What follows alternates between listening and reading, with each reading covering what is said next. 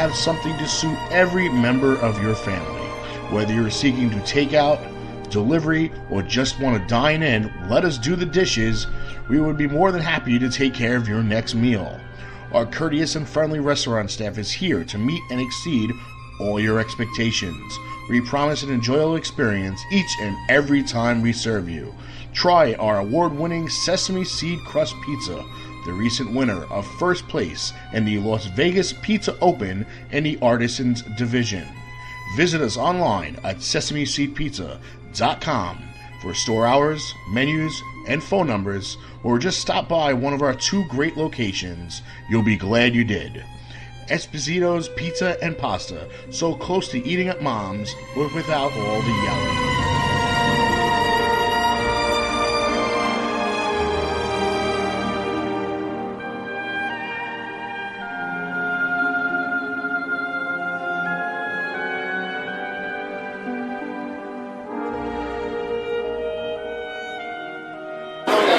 You're listening to Damage 365 Radio, and this is ECW Original, the Angry Amish Warrior Roadkill.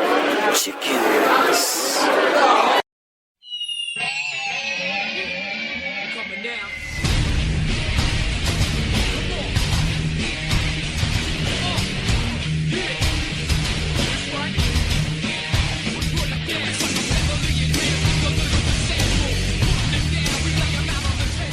What's up, everybody? This is Coach Kev of the Damage 365 Radio Network. I want to talk to you about one of our sponsors, the Funkenstein Wrestling Superstore. That's right, you heard it. They're in Englishtown Flea Market in the Green Building, booth number 35. They have everything for your wrestling collectible needs. Check them out. They got figures, DVDs, cards, t-shirts, and even tickets to local independent wrestling circuits. They have that and so much more. Look, sitting here listening to me talk about it does not do it justice. Go check it out for yourself. The Funkenstein Wrestling Superstore in the Englishtown Flea Market, Green Building, booth number 35. Also, check them out on Facebook at facebook.com/FunkensteinINC and tell them Coach Kev sent you.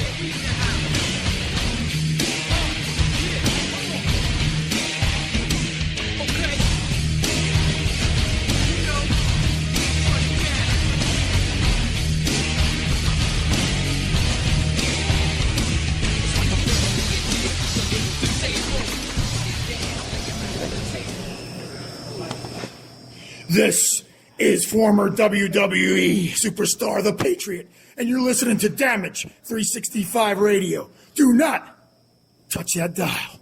USA, USA, USA! The following announcement has been paid for by the New World Order.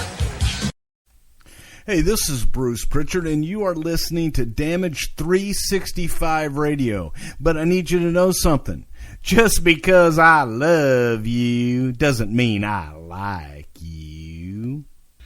And thanks again to our sponsors, the Funkenstein Wrestling Superstore, Englishtown Flea Market, Blue Building, booths 46 through 48 and growing.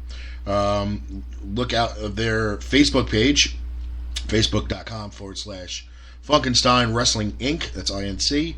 As we're going to be doing some more business with them, bringing in talents, doing some meet and greets and signings at the Englishtown Flea Market at their store. It's going to be some fun times, some former WWE stars, Hall of Famers, you name it. We're going to be doing some more stuff. Esposito's Pizza and Pasta, Manasquan and Matawan, New Jersey. Check them out at sesameseedpizza.com. Also, check out the Keyport St. Patrick's Day Parade on the 25th. That's in 2 weeks. Through town, brought to you by the Knights of Columbus of Keyport. Check that out. It's always a fun time. Goes right by the Damage 365 Radio studio, right by it. What else? Okay. Let's get focused again here. Now, when we went to a break, I was a little, got heated, so I had to take a commercial break to calm down just a little, but, it's going to wind up getting tuned up again. So, let's bring up something that Kris Levin decided to take upon himself and ruin it for everybody in the state of New York. Okay, we had a show where the New York Athletic Commission goofed. It was a match between Mark House and Bonesaw Jesse Brooks, an intergender match. The inspector stopped it, claiming that men and women can't wrestle, stating a boxing rule, not a wrestling rule.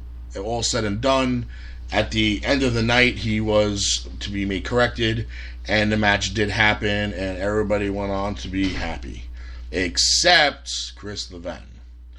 Okay, Kris Levin turned it into a sexism thing and blasted the New York State Athletic Commission, and then basically opened up a can of worms and made life difficult for everybody else in New York. So all of a sudden the rules came down that they were going to be enforced to the T now, because people were complaining that somebody goofed. So there we go, big mouth ruining for everybody. Okay, then Jesse Brooks is wrestling. I think she was wrestling for tier 1 that night. That's when it happened. And then Kris then has the nerve to accuse the owner of tier 1, Dennis Long, of trying to capitalize on the incident and the publicity that it was getting, and trying to capitalize on it by bringing Jesse in to wrestle, while the oven was hot. No kidding. Anybody with a half a brain would have done that. That's how business is done. If you have somebody that leaves WWE that is insanely popular and they become a free agent, every single booking agent is going to jump on it while the oven is hot. They're not going to wait 2 years down the road when their price drops and they've been everywhere and the market was already saturated. That's how business is done. You jump at the opportunities that are given to you. So if you decided for some whatever reason that you weren't going to jump on that opportunity and market her, then someone else was going to do it. But because it wasn't your idea and because you got nothing out of it, you had a problem with it. Okay, we did try to get Dennis on. Dennis is out shopping right now. So hopefully he'll leave a comment or two on the link of the show and let us get us a little more info. But the bottom line is, when you know somebody has a problem with you and they trash you behind your back and you haven't confronted them yet, okay, he had no idea that I knew anything he was saying behind my back, verbally or written. Okay, then he catches a little wind that I'm annoyed at him for whatever reason. Right now he was speculating on why I was pissed off at him. So what does he do? He unfriends me on his page, claiming that I was being passive aggressive. Well, sorry, Jesse claiming I was being passive aggressive and I threatened him. Unfortunately, I threatened him after he already removed me as a friend from Facebook, so that was a big fat lie. Okay. He deleted me from the Valkyrie page. He deleted me from the Wrestling BAM page. He deleted me from Jesse's personal page. And again, talking as her, claiming that she wanted to try to keep that page as family. I would respect that if it was her saying it, not him. So the only page they kept me on was Jesse's wrestling page. And the only reason why they did that is so they can see when I post. So if I post something, they can still comment on it because we have mutual friends. She could comment on it because she's a friend of mine. He could comment on it because she's a friend of a friend. That's how Facebook works. So he still had a link to be able to read what I wrote, read what other people wrote, whether they were friends with him or not, and still be able to comment. Or he'd comment through her name. if he couldn't get to that point. Okay? He deleted Dennis Long from Tier 1 off all their pages as well. So does this seem like somebody that's a grown-ass adult that has a problem with somebody that went to them and say, here, look, I have a problem. This is my problem. Let's sit down like adults and let's talk about it. No, that's not what he does. What he does is accuse other people of being passive-aggressive, accuses people of threatening him, but then talks behind their back, deletes them from Facebook, says what he has to say, and then runs off, and you can't get a reply in otherwise. To me, that's a coward. Okay? And my threat to him, I removed it off Facebook literally a second after I posted it. And the only reason why they knew about it is because they get an alert to their email that puts the whole long-ass post that I put. And what I said to him is that if he's going to continue to disrespect me, and he walks up to me at one of the Warriors Wrestling show and confronts me, then Joe Bellini is finally going to need to utilize one of his EMTs. That's what I said. And I felt it. As soon as I posted it, I was like, you know what? That's wrong. Maybe I shouldn't do that. I don't want to put heat on Joe. It's not Joe's fault. I don't even mean to involve him. So I deleted it immediately. And then who logs on? Jessie logs on talking to me. But I know it's not her. It's him. So, and I'm, at the time I didn't know. I didn't figure this out until I noticed the geotagging. Now, the bottom line is, I tried to explain to her, thinking it was her. I said, let me put it in a different scenario, okay? I was in the greeting card and gift business for years. For years. Before I went to Major League Baseball. For years. I worked for Carlton Cards / American Greetings. I worked for a private industry. I also owned a store for 9 years called Cards for Less in Staten Island. It was a half-off greeting card and gift shop. Okay, business was good. When business needed to make a change, we made the change. And we profited from it. That's what business is done. You get out while the iron is hot. Okay? Now, let's say I opened that business and then 2 years later, because of lack of resources, lack of money, and lack of common sense, I had to close the company. Now my friend opens up a similar business. Maybe a gift store, memorabilia shop.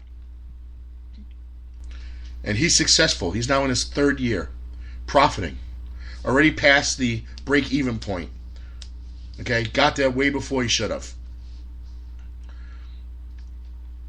Now, do I support him and say, awesome job, maybe pick his brain, say, what did you do? Maybe it's something I can do different.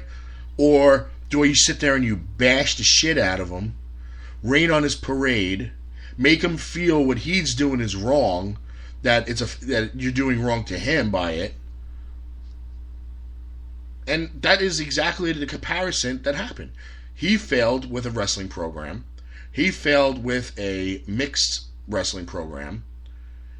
He is part of a hugely successful 10 years in running Warriors of Wrestling program as their senior ref. Okay? Part of something special. He's been part of other wrestling programs that he's been a ref of. Maybe they haven't been around as long. Maybe they're more successful. Maybe they got more exposure. Whatever the case may be. He's been around. He knows the business. He knows better. But when Warriors of Wrestling decides they want to make a women's division, why wouldn't you be 100% on board and support that? That is your boss. That is your company. That's your home. That's your homeland, That's what you call home. That's where your brothers are. The Logan Blacks, the Rude Boy Rileys, the Jubas, the Chris Steelers, the Jesse Brooks, the Nicky Adams, Darius Carter,